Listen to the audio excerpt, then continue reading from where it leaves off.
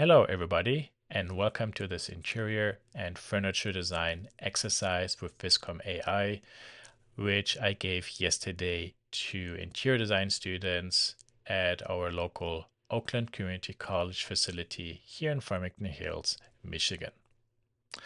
I showed the students how in VizcomAI you can work in the workbench primarily to bring in a sketch, then use the workbench to create different interpretations of that sketch, create 3D models of interesting design ideas, find a reference photo, sketch over the reference photo so we can use the sketch to create a new and clean, empty interior space AI rendering.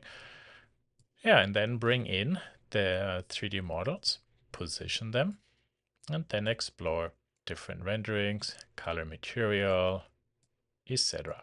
Okay, so let me show you how this works. This is actually very easy.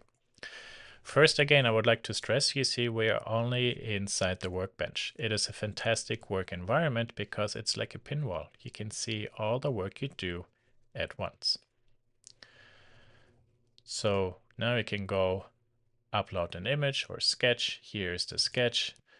I updated the sketch based on the source material I was given. I wanted to have more legs actually in my sketch. And also here's a very thick line. This is something the AI might interpret as a body part. Here I sketched everything with thin lines. You also see the quality of the sketch is not necessarily the best. This was also a test, quick sketching, but again, trying to follow the perspective rules a little bit. Then after everything here was done, we went to the workbench. And this is now you can click on the plus icon where you can create a prompt. I move this one up. Let me zoom in a little bit. You can then click on describe to let the AI understand or describe what it sees inside the image.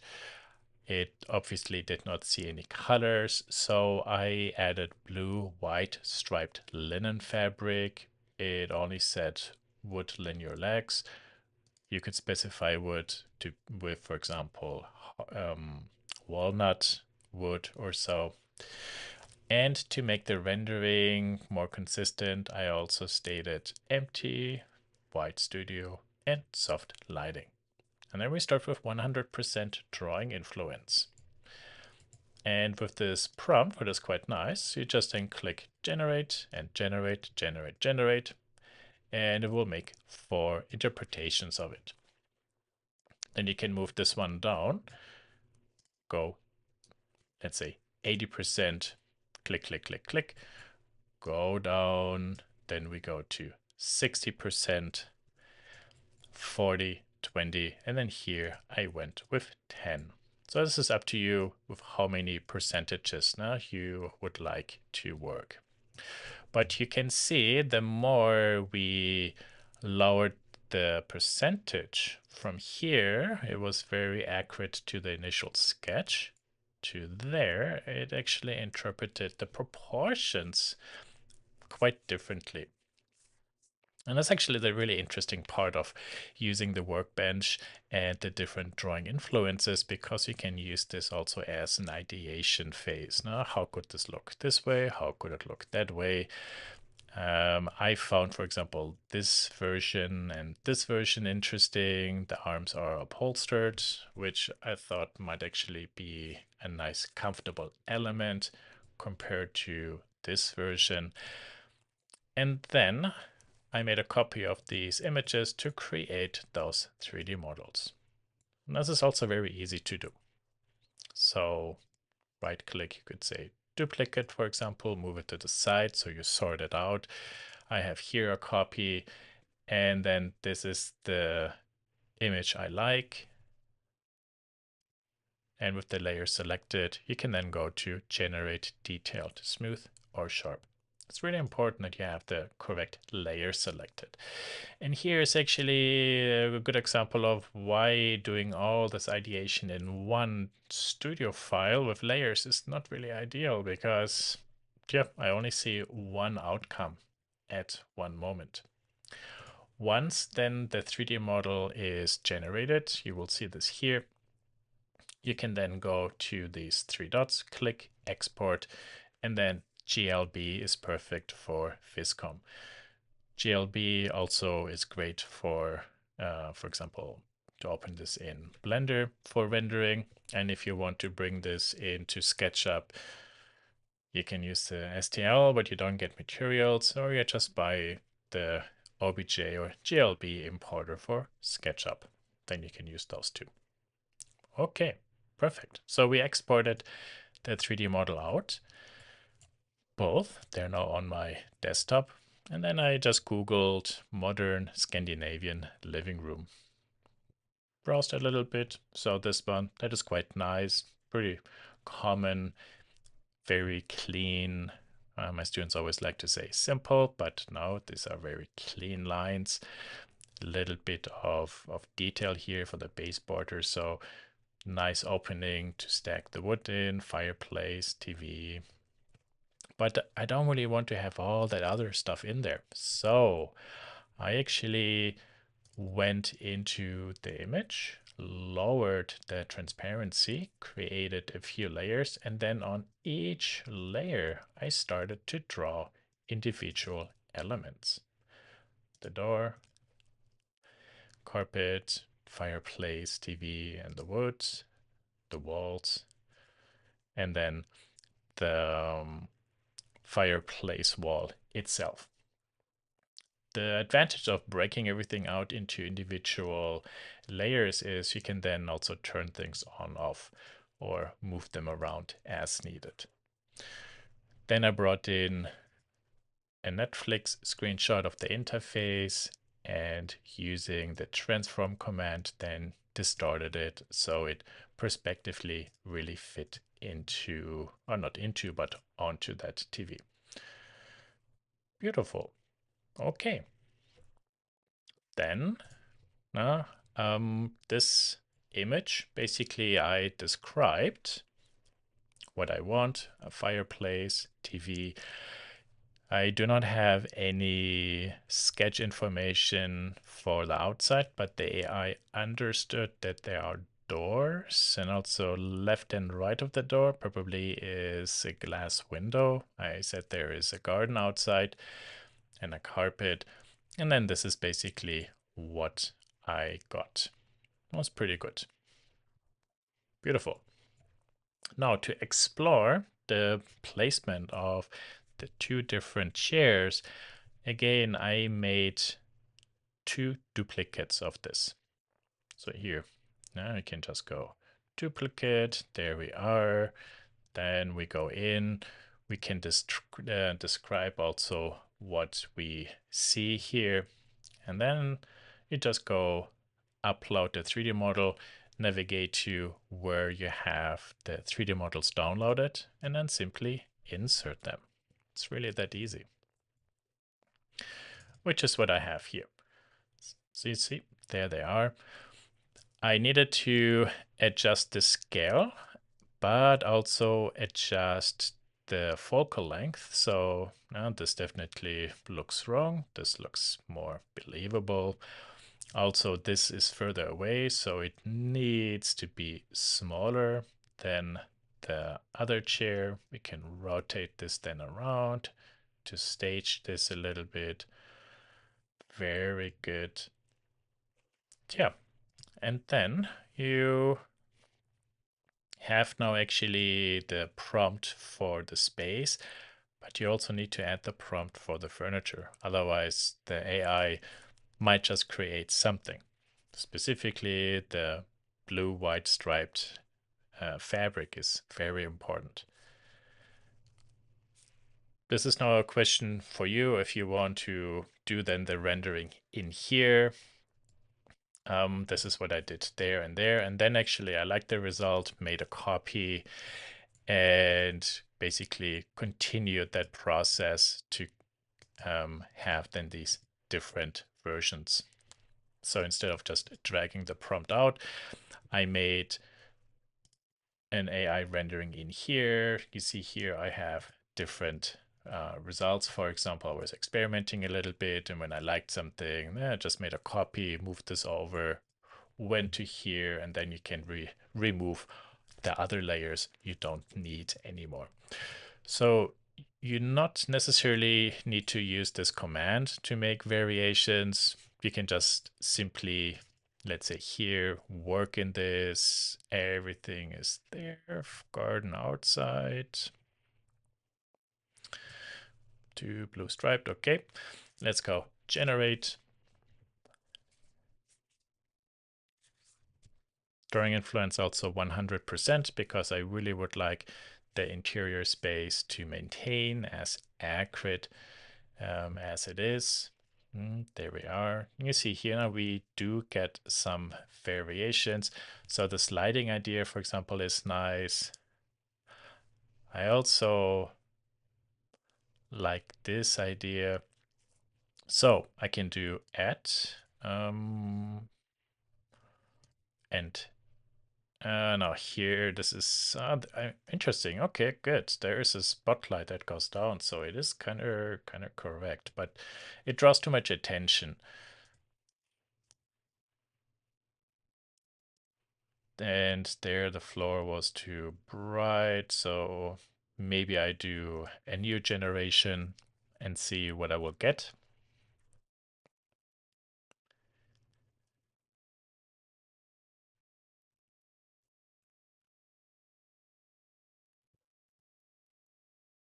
Yeah, this is not bad.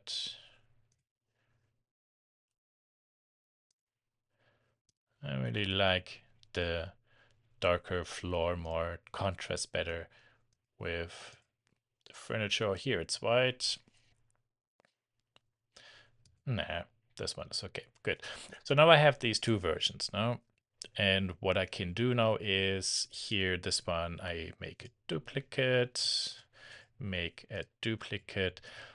Then I go to this version and say here, and that one I remove. Thank you. I go to here and there say, hey, that other one I remove. Thank you. So now I have these two designs and I can continue working with it. To bring this demonstration to an end, there are two functions left I would like to show you. First, how can we change a material? In this case, I will use the fireplace wall. And then how can we improve the quality of this image? As you can see, this fireplace has a pretty nice finish. Looks like a plaster concrete wash. And I would like that to be replaced with something that looks like gray masonry brick. So we can go to the auto select command. And then you will see the Viscom icon running. It will analyze the image and find individual objects. So now you can see I can simply click this. That is pretty good. Here's the inside of that chair. That is good. Very nice. And then I will go to the lasso command and I need to clean things up a little bit. So if I zoom in here, I will go to plus and then that all actually should be the background. Thank you. Also here, there,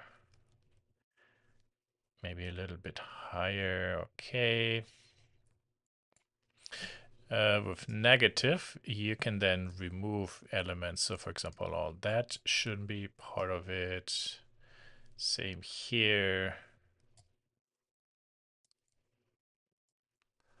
All this shouldn't be part of it. Fireplace. That corner not there. Maybe a little bit here.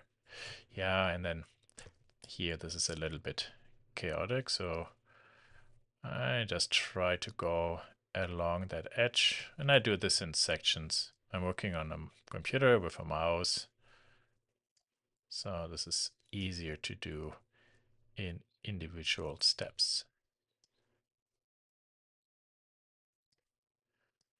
And there. Oh, actually here we can pull this a little bit more. You see, actually, I'm not completely drawing close selections. I'm just drawing vertical lines down and then trying to overlap this with the existing selection. Wow. Oh, so much easier on an iPad. There. Beautiful. Besides that one, spent the time doing these selections quite well. It will pay back easily. Okay, so let's say that is now quite nice. Now, so what do we want? A gray brick wall, or whatever you want to describe it. You can also add colors over it or something. And then click generate.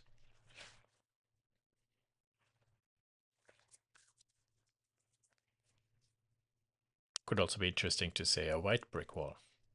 Yeah, look at that.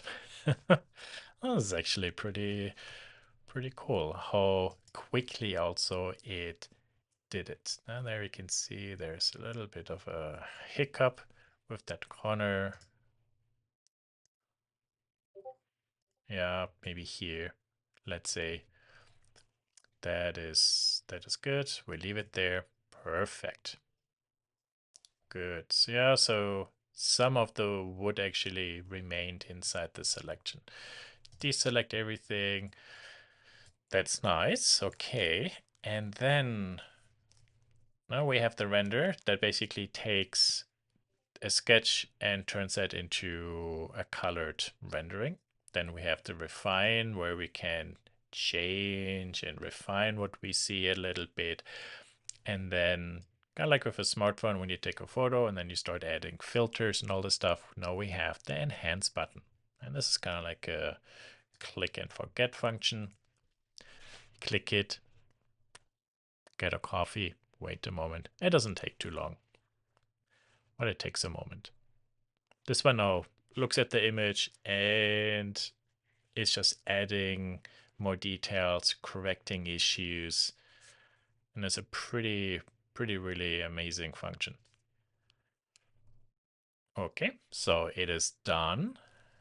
So let's hide this. That is original. This is refined. And look at the added contrast.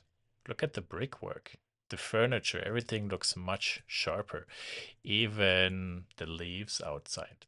Now, this is really amazing. I notice sometimes also architectural inaccuracies are being corrected. The wooden floor looks so much better. The carpet looks so much better.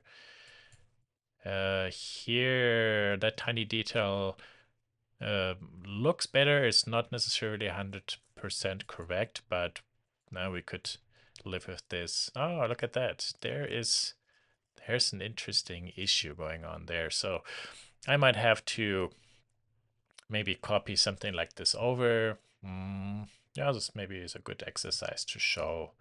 So maybe I copy this. Actually, let's say maybe this copy and paste. Actually, I should not maybe do it there. Let's do it on this version. Copy and paste. Then I move this one over. Lower the transparency. Then I go to the brush command. And then I kind of like remove everything what I don't want to see.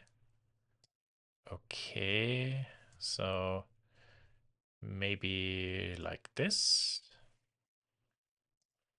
Let's deselect.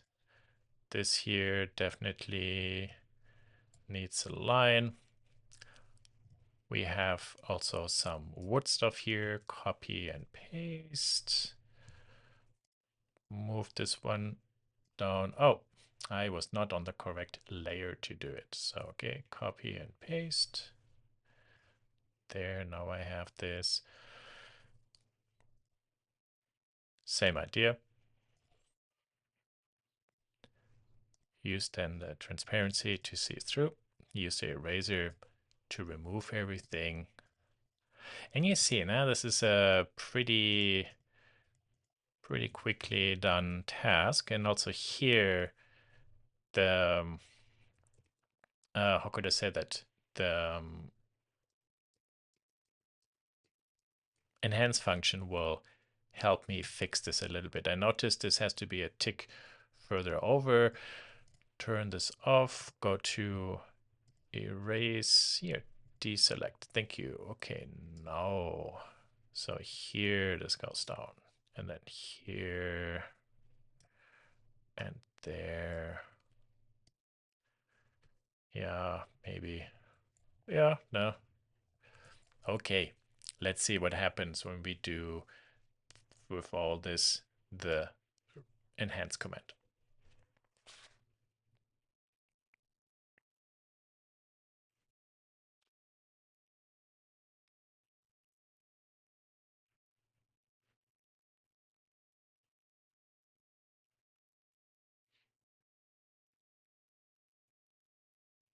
There, look at that. No, pretty amazing. I realize now here I did not copy something like this over because this edge there is missing. Let me see what happens when we do this now. Here, let's copy this and there. Okay, I made the same mistake again that I didn't copy the correct layer. Bring this down. There we are. Zoop. And then let's clean this up. Can turn off the selection. Bring this back. Okay. Yeah, close. We might even be able to just fix this by there. Simply remove that. All good. Clearly, it's not 100% correct, but it's such a tiny detail. People might not even really notice it. We know it because we made it. But yeah, that's it. Now, this is kind of like now the end of this demonstration, showing you how we can use a sketch and a reference photo and 3 models to then create beautiful looking interior spaces, and in the end, if we want to even swap out materials and all that in VizCom in a matter of minutes.